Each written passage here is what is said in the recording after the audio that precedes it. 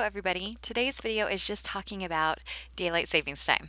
So if you live in the United States or Canada, you have daylight savings ending this, not this weekend, but the next weekend. So um, uh, November 1st, so in the morning of Sunday. But if you live in other parts of the world, you of course may or may not have any daylight savings. Also, if you live in certain states like Arizona or Hawaii, you may not have daylight savings either. So I know that this gets really confusing. So there is a website that I'm going to show you, and I'll put the link below, where you can look up literally any country and when they are having daylight savings. Okay, so this is timeanddate.com, which is really great. You can calculate what time it is at other places versus where you are and things like that. But this also has this awesome map about daylight savings time around the world.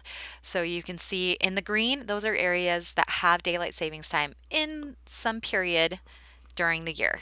And then the white are those who do not. And so you can see like Saskatchewan and Canada and other parts of North America that are the only white spots.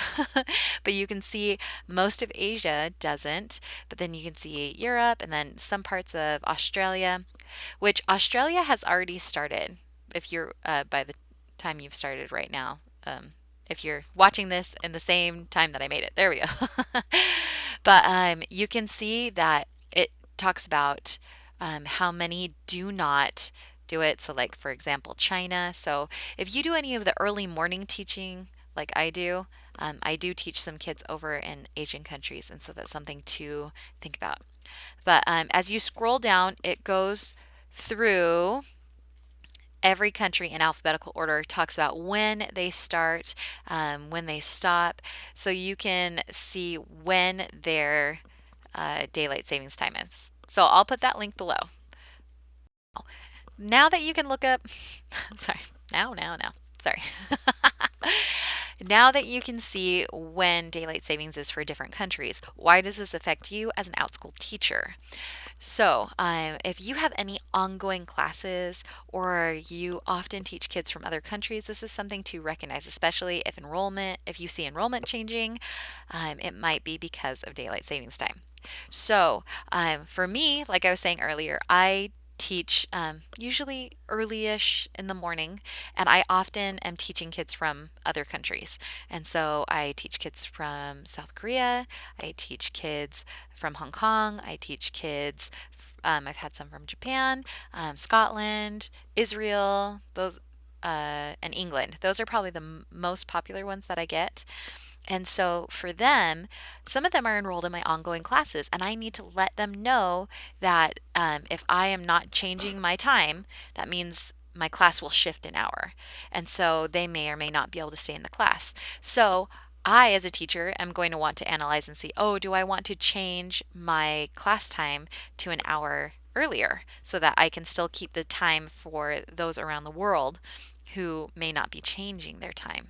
But you may also have some students who are in the class who their time is changing as well. So there's lots of things to think about. So look at your audience. Are you mostly teaching kids around the world, mostly teaching kids in America? And are you personally going to be wanting to change the times that you teach your classes? And so if you are, you're going to want to let the parents know. Now, I know that a lot of guilt can come as teachers because we love our students, and so we don't ever want to stop teaching them or make it so that they can't come to class. But I also want to recommend, please be mindful of yourself as a teacher. Focus on what you need, and so don't start making earlier and earlier classes if that doesn't work in your schedule, or try and fit too close of classes to when you need to go to work, or too late of classes. So just be aware, don't burn yourself out, and also just make sure that you're taking care of you as well. Because it's hard to be a good parent, hard to be a good friend, hard to be a good partner if you are tired or burned out. So keep this in mind. Oh, awesome, buddy. Just a minute. My little boy just jumped in. But so yes, hopefully that this helps you and gives you a reminder and some things to think about with daylight savings and Outschool. If you have any comments or questions or advice, please put it below. Thanks.